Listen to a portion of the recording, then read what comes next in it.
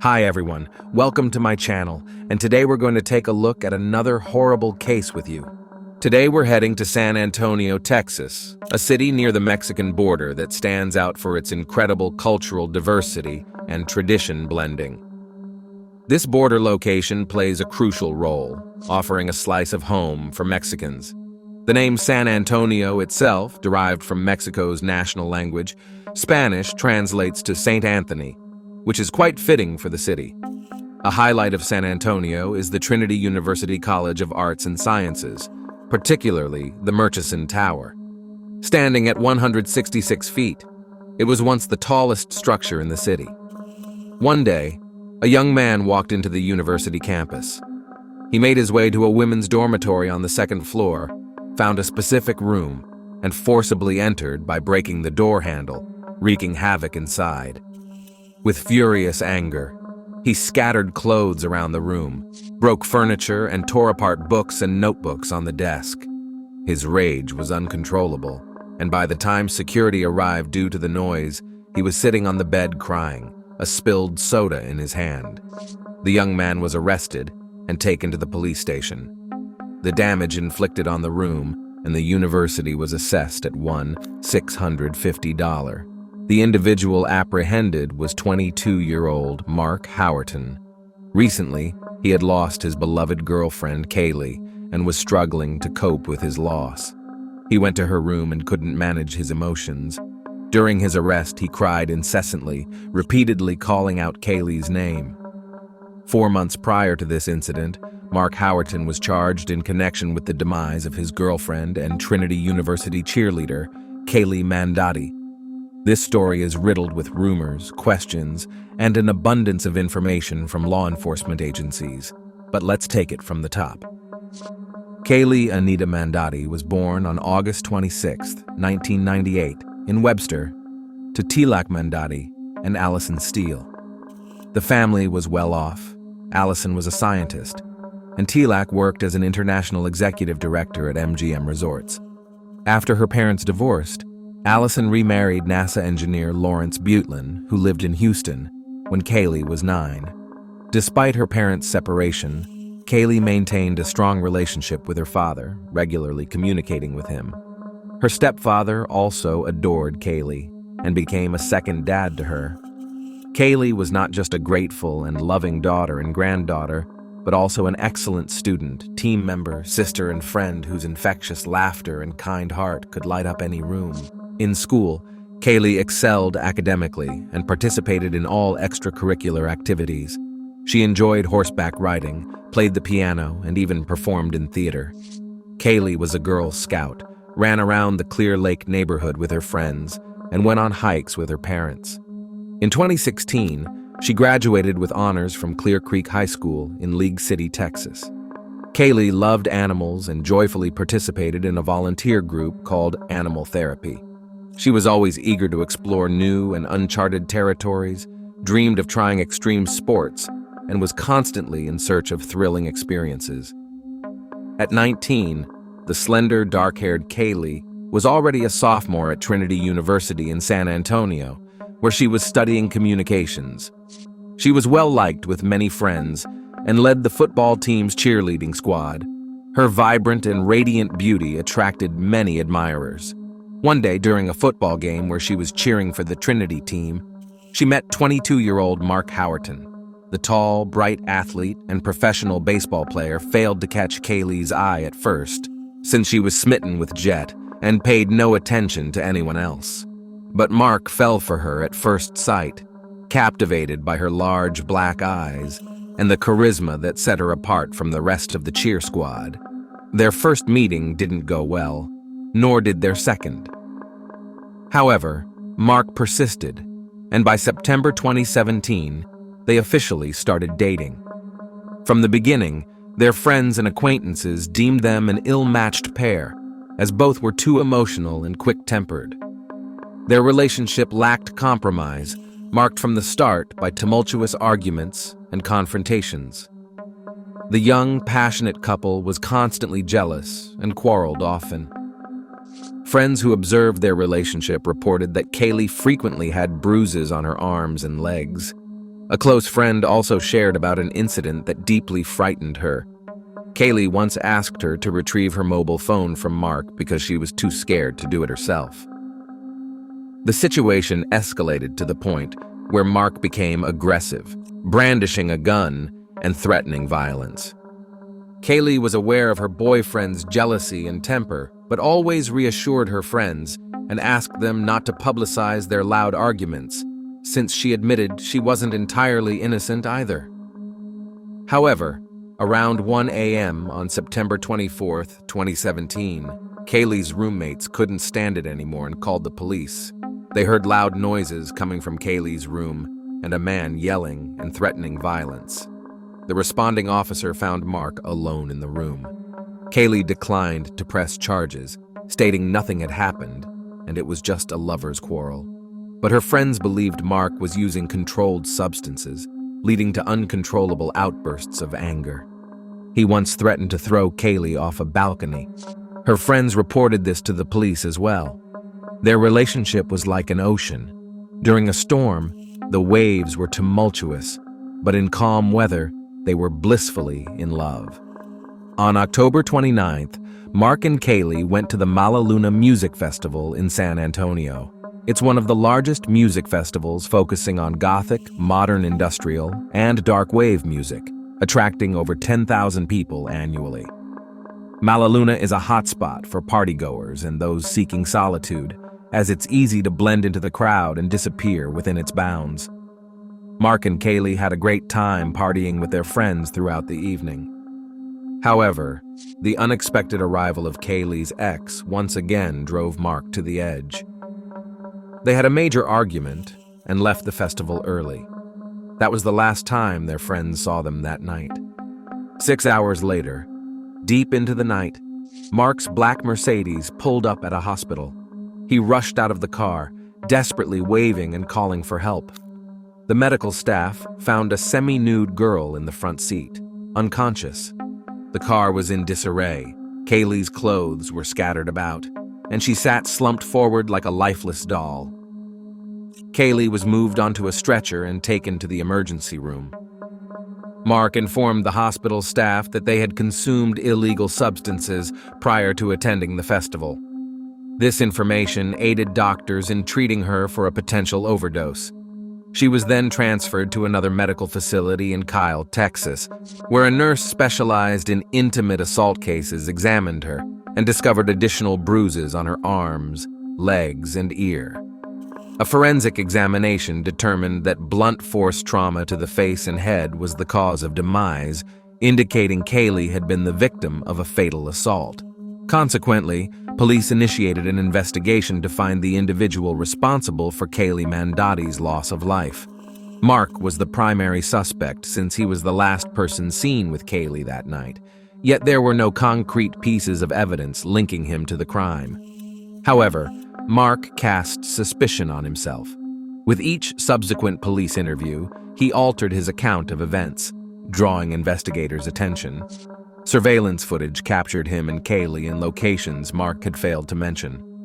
Furthermore, conversations with Kaylee's friends and family members revealed his tendency towards aggressive behavior towards her.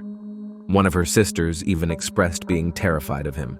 The police uncovered alleged incidents of violence between the couple, including Mark hitting Kaylee's head against a car window and trashing her dorm room at Trinity. Upon learning about Mark's previous assaults on Kaylee at the university, her parents were devastated. The mother of the slain Trinity University cheerleader, Kaylee Mandadi, filed a lawsuit against the institution, alleging it failed to take necessary steps to protect her daughter from her boyfriend's attacks, who is accused of causing her demise in a fit of jealousy. The lawsuit was filed in the Bexar County District Court on behalf of the mother, Allison Steele. The former boyfriend of her daughter, Mark Howerton, is also named as a defendant. The suit claims that Howerton assaulted the 19-year-old from League City and was ultimately responsible for her fatality.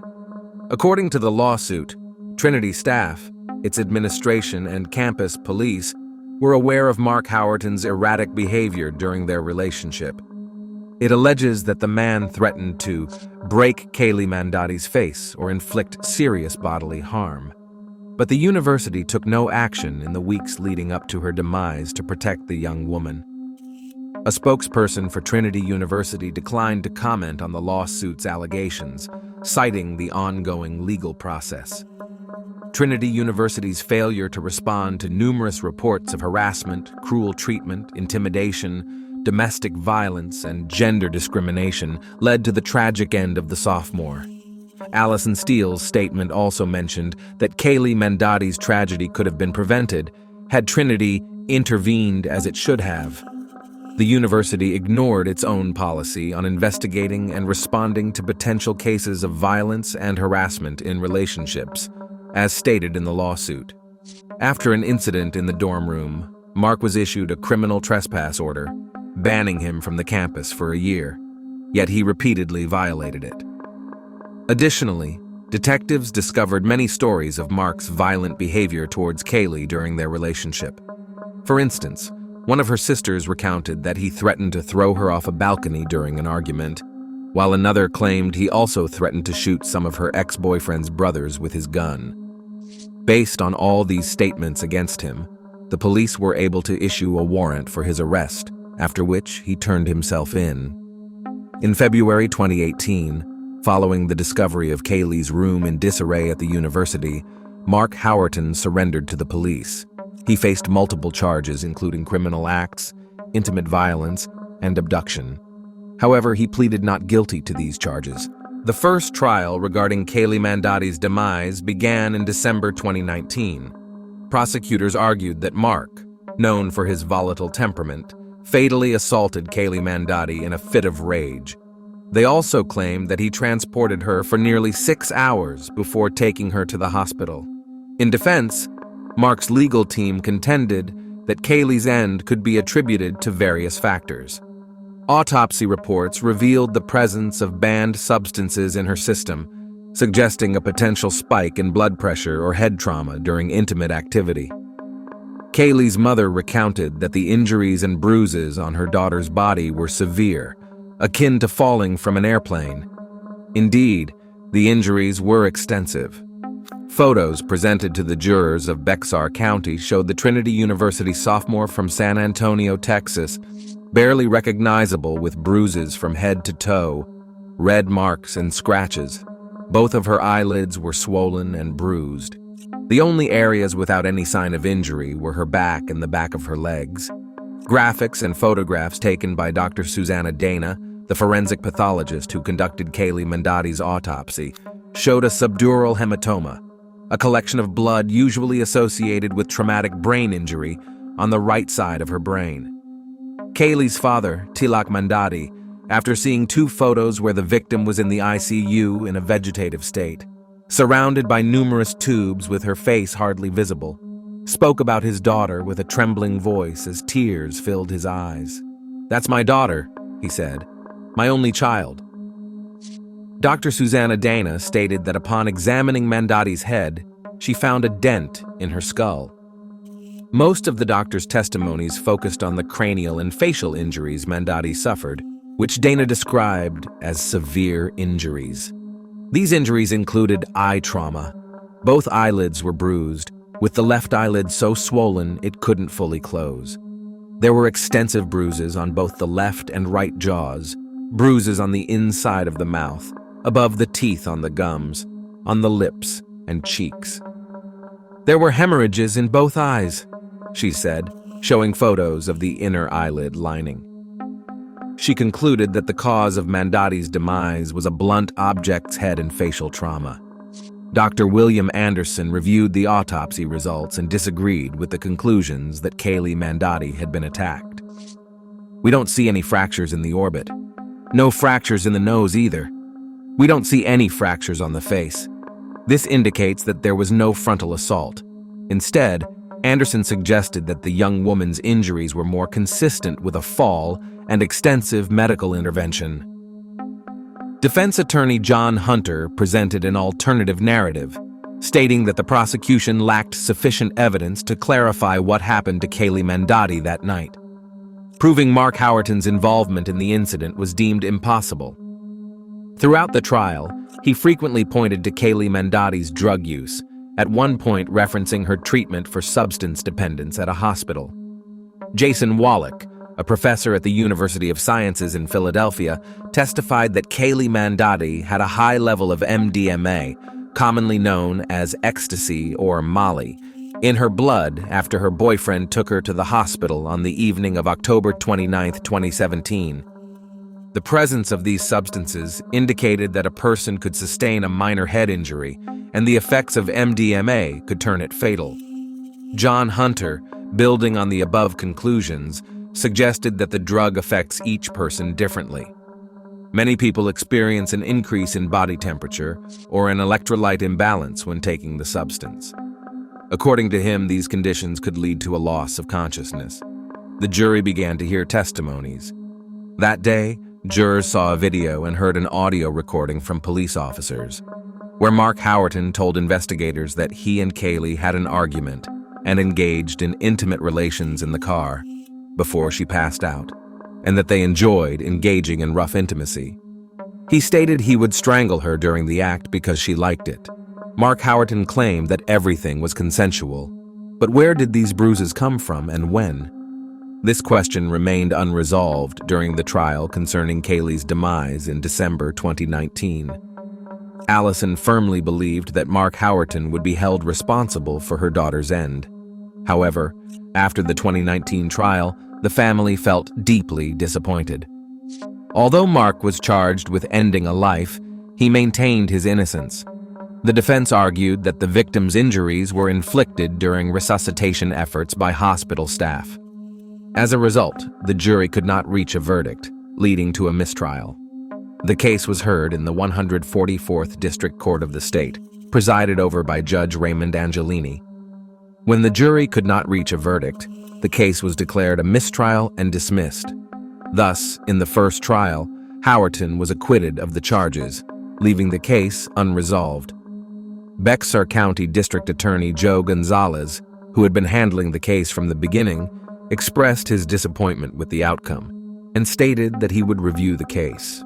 During this time, Kaylee Mandadi's parents decided to start their investigation. They collected all evidence and autopsy reports from the police and focused on a small, round, pinpoint bruise near Kaylee's ear. Allison and Lawrence speculated that Mark might have hit her head against the car window, causing her to hit the door lock and get bruised. They hoped this would establish his guilt. Identifying a similar Mercedes, the car Mark was driving that night, Lawrence took photos, posing in a manner they believed reflected the circumstances under which Kaylee might have injured her head. With the assistance of Texas Rangers, they obtained records, 3 written affidavits under oath, in the warrant for Howerton's arrest on charges of criminal acts, aggravated intimate assault, and criminal mischief, addressing many questions about Mandadi's case and providing a detailed timeline of events before and after her demise. The slideshow listed key moments in chronological order, leading to Kaylee's death and the evidence found during the investigation. Specifically, the timeline provided by authorities sheds light on Mark Howerton's alleged falsehoods to the Rangers and the evidence that led to his arrest. Throughout the trial, prosecutors portrayed Howerton as a manipulative and controlling boyfriend who constantly called Kaylee and took her phone away so she couldn't talk to friends. At one point, 2 weeks before her demise, Howerton pushed Mandadi against a brick wall and in a fit of rage trashed her dorm room. Soon after, Kaylee told Mark that she needed space, according to texts reviewed by the jury. Howerton began sending her dozens of messages, at one point threatening to end his life. She pleaded with him not to do so. In total, he called her about 200 times that evening.